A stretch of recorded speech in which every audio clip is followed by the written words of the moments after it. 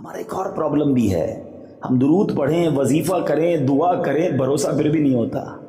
یاد رکھیے گا، جس کو یقین نہیں نا اس کا وظیفہ کام نہیں کرتا۔ پہلے بلیف تو لاؤ نا، پہلے یقین تو لاؤ۔ ہمارا حال یہ، ہم اللہ سے دعا مانگتے ہیں مگر دل کہہ رہا ہوتا ہے پتہ نہیں قبول ہوگی۔ حضرت ابو عبداللہ رصاع رحمۃ اللہ تعالی علیہ نے اپنی کتاب تحفہ میں بھی نقل فرمایا، فرماتے ہیں کہ بغداد میں ایک شخص غریب تھا، حاجت مند تھا اور بال بچوں والا تھا۔ ایک دن وہ جب گھر گیا تو رات کے وقت اس نے دیکھا کہ بچے رو رہے ہیں اور وہ بچے بھوک کی وجہ سے رو رہے ہیں۔ اتنا غریب تھا کہ بچوں کے لیے کھانے کو بھی کچھ نہیں تھا۔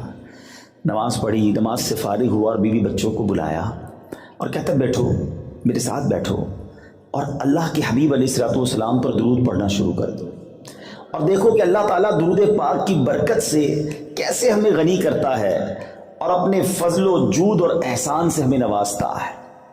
وہ بچے، وہ گھر والے اس حالت میں کہ کھانے کو کچھ نہیں، درود پاک پڑھنے لگے۔ اب وہ درود پڑھنے لگا، رات سویا، آنکھیں تو بند ہوئی، قسمت جاگ اٹھی۔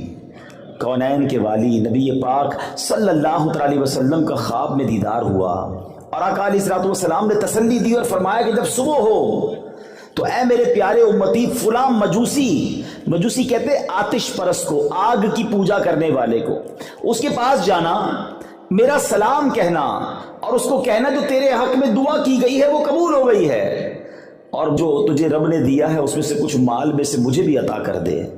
یہ بندہ صبح ہوئی تو بیدار ہوا اور سوچنے لگا، خواب میں دیدار تو نبی پاک کا ہی ہوا ہے مگر آقا مجھے ایک آتش پرست کے پاس بھیج رہے ہیں اور اپنا سلام بھی کہنے کا فرما رہے ہیں۔ تذبذب ہے، ہیزیٹیشن ہے۔ اس نے یہ حدیث بھی سنی ہوئی ہے کہ روایتوں کا مضمون ہے کہ نبی پاک فرماتے ہیں کہ جس نے مجھے خواب میں دیکھا اس نے حق دیکھا، کیونکہ شیطان میری شکل میں آ نہیں سکتا۔ بہرحال اگلی رات ہوئی، پیارے آقا پھر خواب میں تشریف لائے، فرمایا میرا پیغام اسی کے لیے ہے، تم جاؤ اسے جا کر کہو کہ تمہارے لیے جو دعا مانگی گئی تھی وہ دعا قبول ہو گئی ہے اور جو تجھے اللہ نے دیا ہے اس مال میں سے مجھے بھی کچھ دے دے۔ وہ مجوسی کے بارے میں جب معلوم کیا گیا تو پتہ چلا وہ تو بڑا مالدار ہے، پورے شہر میں مشہور ہے۔ یہ بندہ ڈھونڈتے ڈھونڈتے اس کے گھر پہنچا، گھر میں بڑا رش لگا ہوا تھا، کافی سارے بزنس کمیونٹی کے لوگ آئے ہوئے تھے، بڑا تاجر تھا، کاروبار کرتا تھا۔ یہ اس مجوسی کے پاس گیا اور جا کر کہتا ہے کہ میں تم سے کوئی ضروری بات کرنا چاہتا ہوں مگر اکیلے میں کرنا چاہتا ہوں۔ وہ جو مجوسی تھا آتش پرست، اس نے نوکروں کو حکم دیا کہ سب باہر چلے جائیں، تخلیہ کر دیا جائے۔ اب اکیلے میں یہ مرد صالح جو ہے اسے کہتا ہے تمہیں ہمارے آقا جناب محمد الرسول اللہ صلی اللہ تعالی علیہ وسلم نے سلام ارشاد فرمایا۔ وہ کہتا ہے یہ کون ہیں؟ کہا یہ ہمارے نبی ہیں۔ کہ تم جانتے نہیں میں تو مسلمان نہیں ہوں، میں نے تو اسلام قبول نہیں کیا اور میں ان کو جانتا بھی نہیں، انہوں نے مجھے سلام کیسے فرمایا ہے؟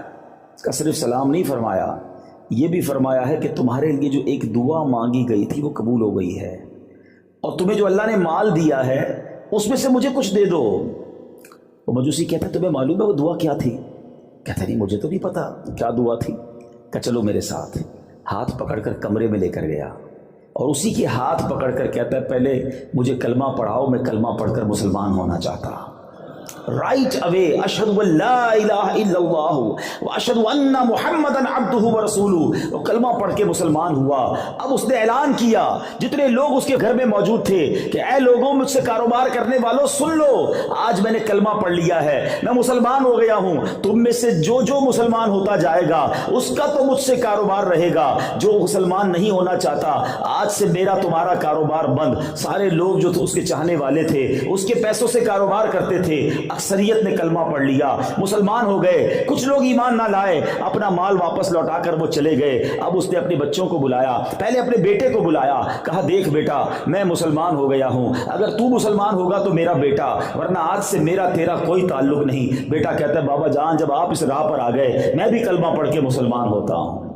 بیٹی کو بلایا، کہا بیٹی میں مسلمان ہو گیا ہوں، اب تمہارا کیا ارادہ ہے؟ اگر تم مسلمان ہوتی ہو تو میری بیٹی، ورنہ ہمارا کوئی تعلق نہیں۔ یاد رہے مجوسیوں کا ایک اصول ہوتا ہے کہ بیٹا اور بیٹی یعنی بھائی بہن کے درمیان شادی کی جاتی ہے، تو اس بھائی بہن کی بھی کچھ دنوں پہلے شادی ہوئی تھی۔ بیٹی کہتی بابا جان جب سے بھائی کے ساتھ شادی ہوئی ہے ایک بار بھی قربت نہیں کی، مجھے ویسے ہی اس سے بڑی جو ہے وہ کوفت ہوتی تھی، یہ کیسا ہمارا دین ہے؟ بابا جان آپ کلمہ پڑھ کر مسلمان ہوئے، آج میں بھی مسلمان ہوتی ہوں۔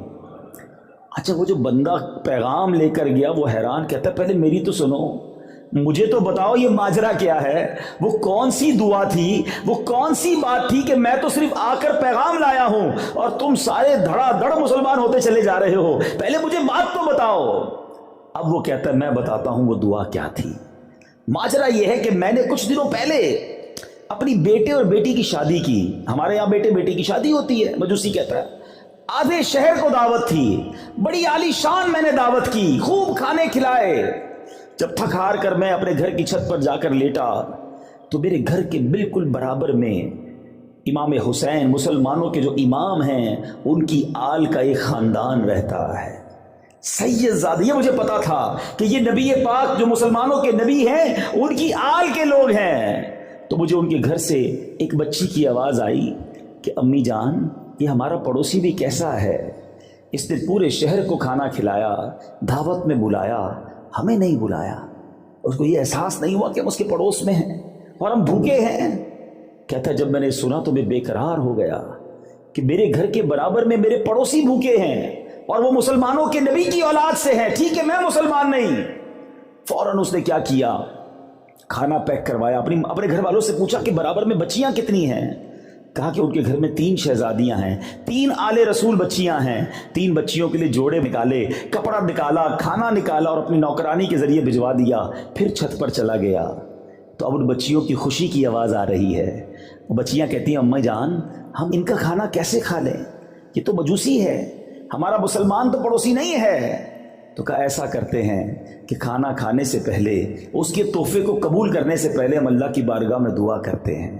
پہلے تو یہ دعا کرتے ہیں کہ اللہ ہمارے مجوسی پڑوسی کو ایمان نصیب کر دے۔ اے اللہ ہم اپنے نانا جان کی بارگاہ میں سفارش کرتے ہیں کہ یا رسول اللہ ہمارے پڑوسی نے ہماری مدد کی ہے، قیامت کے دن آپ بھی اس کی شفاعت کیجئے گا۔ وہ مجوسی کہتا ہے اس دن سے وہ دعا میرے کانوں میں گونج رہی تھی، اور آج تم یہ پیغام لے کر آئے ہو کہ نبی پاک نے مجھے سلام بھیجا ہے اور انہوں نے فرمایا ہے کہ میری دعا قبول ہو گئی ہے، اس لیے میں فوراً مسلمان ہو گیا۔ آج مسلمان ہو گیا ہوں اور مجھے امید ہے ان بچیوں کی دعاؤں کے صدقے قیامت کے دن نانا جان کی شفاعت بھی مجھے نصیب ہو جائے گی۔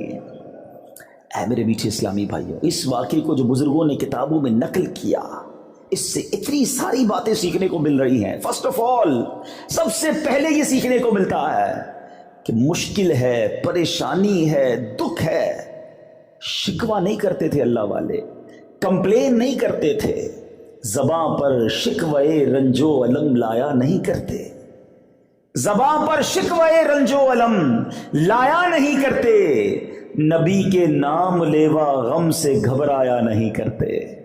تو وہ حالانکہ نیک تھے مگر اللہ کی بارگاہ میں کمپلین نہیں تھی۔ حل کیا نکالا کہ چلو مل کر درود پڑھتے ہیں، اور یہ حل حدیثوں میں موجود ہے۔ نبی پاک صلی اللہ تعالی علیہ وسلم کا فرمان ہے تم میں سے کوئی مسلمان کسی پریشانی میں اور مصیبت میں ہو، خلاصہ حدیث ہے، تو اسے چاہیے کہ کثرت سے درود پڑھے کہ درود پریشانیوں اور مصیبتوں کو لے جاتا ہے۔ اور کیسی مصیبت ٹلی، کیسا معاملہ حل ہوا؟ اچھا آخر میں مجوسی اس شخص کو پتہ کیا کہتا ہے؟ کہتا تم نبی پاک کا پیغام لائے ہو، میں نے آدھی دولت اپنے بچوں کے نام کر دی تھی، آدھی اپنے پاس رکھی تھی، اب بچوں میں تو اسلام نے جدائی کر دی، اب یہ میاں بیوی نہیں رہ سکتے، اب سنو یہ آدھی دولت میں تمہیں دیتا ہوں، یہ اپنے لیے لے جاؤ، اللہ کی راہ میں لے جاؤ۔ غریب کھانے کو نہیں تھا، کروڑوں روپے اس زمانے کے گویا انہیں مل گئے، درود پاک پر بھروسہ تھا۔